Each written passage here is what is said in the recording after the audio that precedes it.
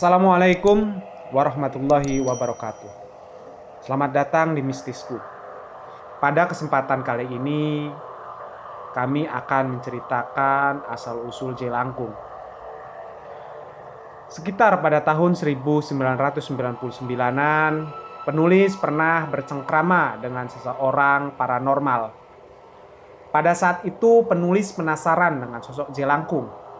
Penulis penasaran bagaimana sebuah kayu silang, tempurung kelapa, dan pakaian seseorang bisa bergerak, bahkan sampai bisa menulis. Yang kemudian hal itu diistilahkan dengan jelangkung. Kemudian penulis menanyakan persoalan jelangkung ini pada paranormal tersebut. Kebetulan paranormal tersebut adalah teman akrab penulis. Seperti apa penjelasan paranormal tersebut dan apa asal-usul jelangkung tersebut? Paranormal tersebut menjelaskan konon jelangkung itu sebuah ritual kuno untuk memanggil arwah seseorang.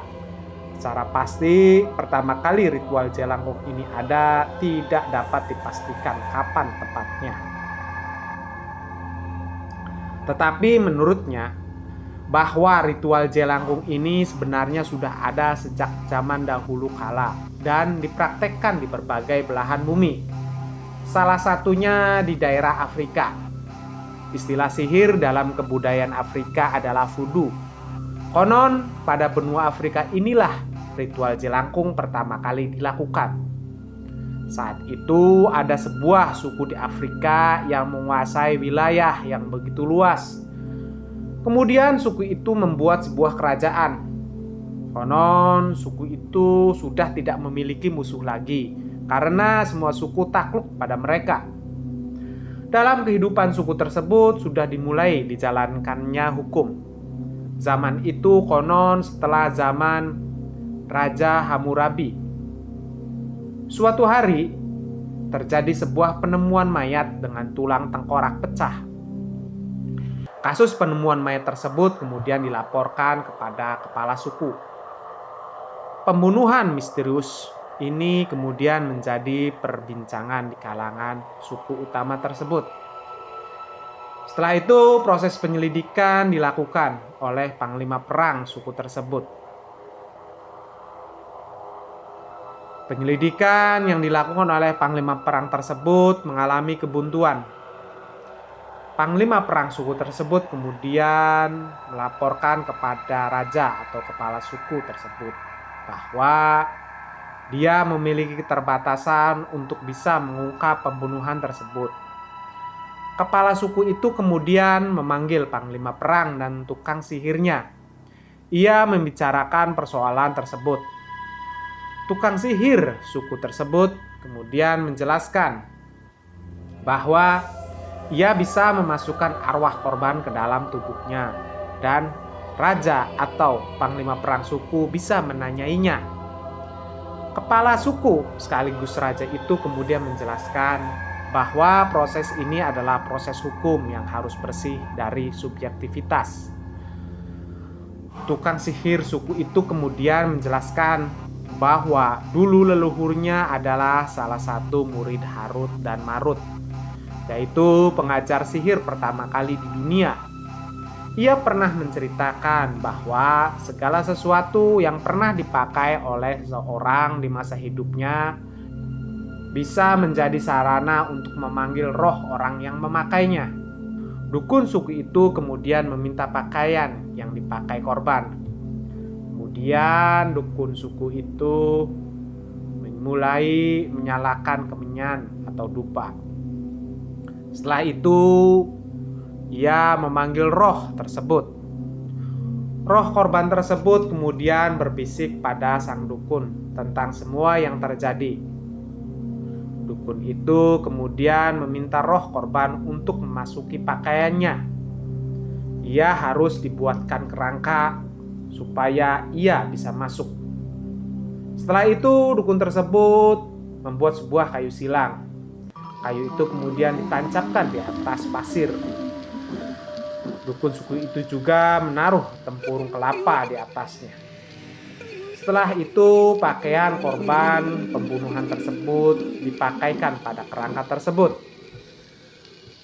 Dukun kemudian meminta roh korban tersebut untuk memasuki kerangka yang sudah dibuatnya. Setelah itu, kerangka tersebut bergetar.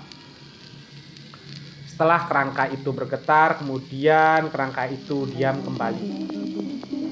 Dukun suku itu kemudian bertanya kepada kepala suku, "Apa yang mau ditanyakan kepada roh itu?" Kepala suku kemudian bertanya, "Siapa pembunuhnya?" Tangan kerangka itu kemudian bergerak dan menggambar di atas pasir. Sang dukun kemudian menjelaskan gambar tersebut. Dari gambar tersebut terkuak bahwa ia diajak oleh saudaranya keluar untuk berburu. Di tengah jalan, tiba-tiba kepalanya dihantam dengan batu oleh saudaranya tersebut. Hantaman itu bertubi-tubi sampai ia meninggal. Setelah itu, ia melihat saudaranya tersebut kembali pulang ke tempat tinggal mereka. Raja sekaligus kepala suku itu kemudian menyuruh panglima perangnya menangkap saudara korban tersebut. Panglima perang kemudian mengajak beberapa anak buahnya untuk menangkap saudara korban tersebut. Beberapa saat kemudian, panglima perang dan anak buahnya membawa saudara korban dengan tangan terikat. Kemudian raja mulai menyidangkan persoalan pembunuhan tersebut. Saudara korban tersebut kemudian mengakui perbuatannya. Kejadiannya pun diceritakan sama persis seperti yang digambarkan oleh Jelangkung dan yang kemudian diterangkan oleh sang dukun. Ia membunuh korban karena menginginkan istri korban. Ia juga menjelaskan bahwa istri korban tidak tahu menahu persoalan ini. Setelah itu, pembunuh itu dihukum dengan dipukul kepalanya dengan batu sampai meninggal oleh panglima perang suku tersebut. Paranormal teman penulis juga menceritakan bahwa sebenarnya yang memasuki kerangka tersebut bukan ruh, tapi sukma si korban. Dulu orang tidak paham perbedaan antara ruh dan sukma. Ruh itu ketika seseorang meninggal, ia langsung kembali pada sang penciptanya.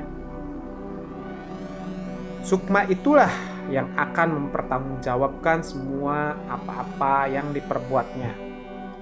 Paranormal teman penulis juga menerangkan bahwa benar segala sesuatu yang dipakai kita semasa hidup bisa menjadi sarana untuk menghubungkan dengan sukma kita.